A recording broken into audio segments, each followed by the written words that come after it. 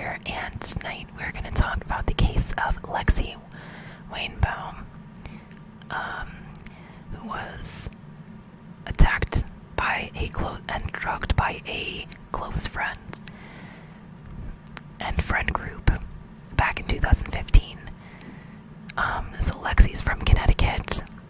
She survived her ordeal and is now a victim advocate, a speaker, and a writer working on a book, actually.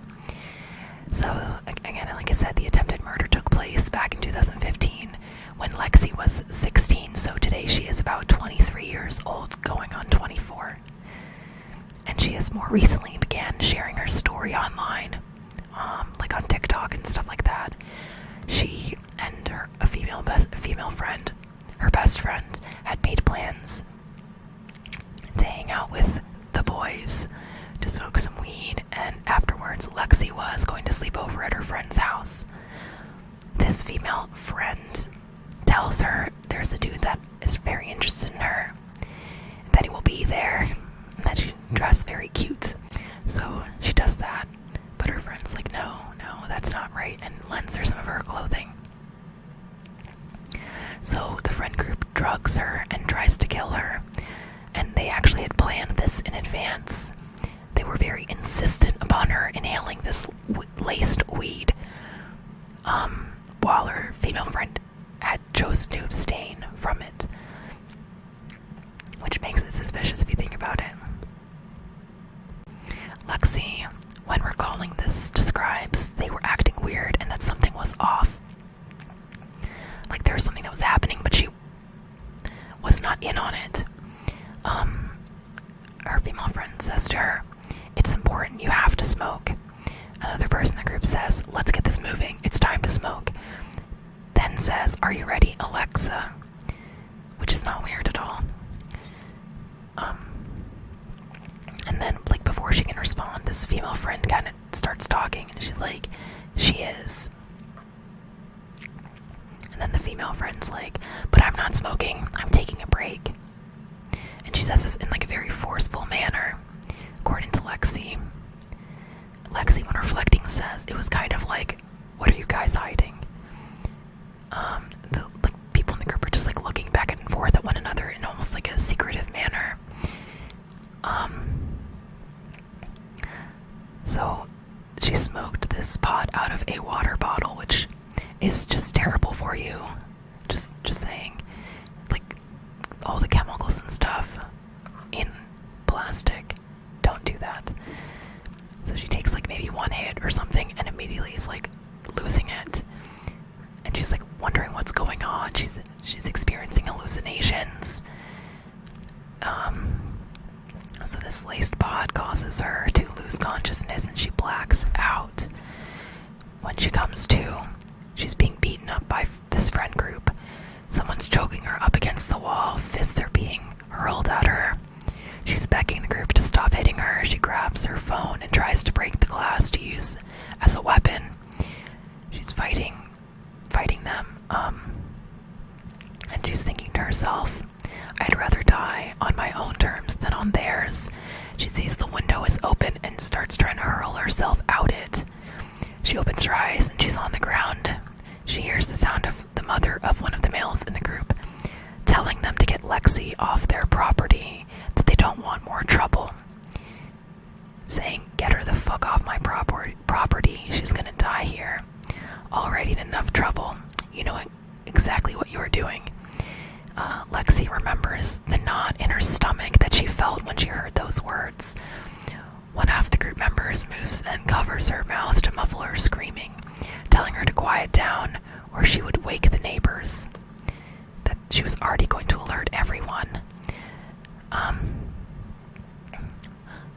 One male in the group yelling at the female friend, saying, "I thought you said she was going to be quiet."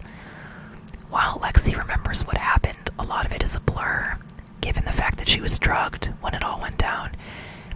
She gets off the floor, goes down the stairs, making her way to the front door to get outside. Female friend kind of catches hold of her, claws at her, tells her to go back inside, that you're having fun, which she replies, "No, I'm not having fun. They just hurt me." This was when the female kicks her down the outdoor stairs when she's trying to flee. Lexi makes contact with the ground, all the while fighting this person, telling them she is not doing this. She starts running, yelling as loud as she could, yelling how she's on drugs, she's going to die. Being under the influence of substance, she had to make a concerted effort to sound as clear as possible, hoping someone nearby would be able to understand her. All the while, she's staring at this friend who was laughing and recording her, and then posting it to her snaps. When Lexi tried to flee down the street screaming out for help, multiple people stopped, concerned about her. One passerby telling the group that they could call 911, but this female friend waved this off. Her friend made up a story when people were concerned about Lexi, claimed they were sisters and Lexi had schizophrenia and was making stuff up. So two people stop and ask if she's okay. First person who tried to help told 911 that she was schizophrenic and everything was fine. Lexi struggles trying to get her phone back, manages to dial Siri. She manages to dial her mother by asking Siri to dial her mother. This is in the middle of a drug-induced state of psychosis. She's like, Siri, call mom. Mom asking the person, the friend, what did you do? And then the friend hangs the call up. The mom, when recalling this, says when she got this call, she knew right away that this person had done something to Lexi. Another guy leaving the movies comes across them, tells them he is a therapist, that he understands schizophrenia. But he just believed the friend and was like, oh, okay, I get it. So Lexi actually drinks this man's Diet Coke, gulps the entire thing down before she starts seizing. She's convulsing. She ends up passing out. She goes into cardiac arrest. The timeline for all of this, I'm not fully clear on, but these things all happen around this time. So another man comes across her that she says saved her life. He was walking by on his phone. He asked Lexi what was going on. She's struggling to breathe, hyperventilating. Says this is what is going on, as the female friend starts talking, trying to talk over her and negate everything that she is saying. Fortunately, the man says to the friend, I'm not talking to you. I'm talking to her. Then, at some point, Lexi kind of is out of it again. But before that occurs, before she kind of blacks out, she remembers the feeling of I'm receiving help, feeling comforted by this man's intervention, that she could hear him speaking to someone, and that she vaguely heard sirens in the background. But she has no recollection of being placed in the ambulance. However, during the ride, the female friend started recording her saying, Lexi, you're my best friend. Oh my God, please be okay. Everyone should pray for Lexi, or something like that, which she posted on her Snapchat. Then this female friend tried to run off after doing that, but she was deterred by the EMT. He obviously knew something was not right. Medication was administered that saved her life. I believe it was Narcan, which makes sense given that she was on an opiate. She said things became a little clearer after this. She was able to open her eyes. They were giving her oxygen, and she had tons of IVs. But yeah, the idea was that schizophrenia is not going to cause an EKG like hers. And that this friend tried to argue that all she had taken was weed, which no, this medical professional was not going to buy that. So she was clearly in a critical condition. And this was a crime. So she remembers hearing mentions of criminal investigation, but she's in and out of it. Her friend is forcing water down her throat while the nurse is stop doing that. She's got crazy vitals. We might have to put a tube down her throat. So just stop. You're not helping. She was really hoping to nervous system, is what it seems like. So her grandparents arrive at some point, and then her parents, as they lived further away from where everything went down, her clothing was set aside for testing, but the friend took them out of the hospital with her in her bag when she left. So they lost a bunch of evidence that way, which probably did not help their case. So this friend wanted her to go along with this story of how they had been at the movies, that she had bad breath, asked for mint, and someone had given her a pill on accident. She was like, police about to be here, this is what we are telling them. So even after receiving medical help, she's like just continually gaslighting her. Like they start like threatening and blackmailing her. This friend is like telling her, she's like, you're gonna go to prison, that one of the dudes is gonna tell everyone that the drugs are hers, and that he will come back and harm her. So when she first gives a statement, she tries to go along with what this friend told her.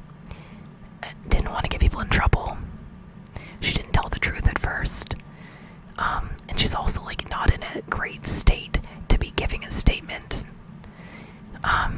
But they still had her give one for some reason.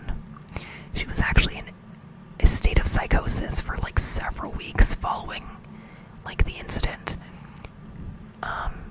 But this friend does continue to visit her and is telling her that everyone is plotting against her.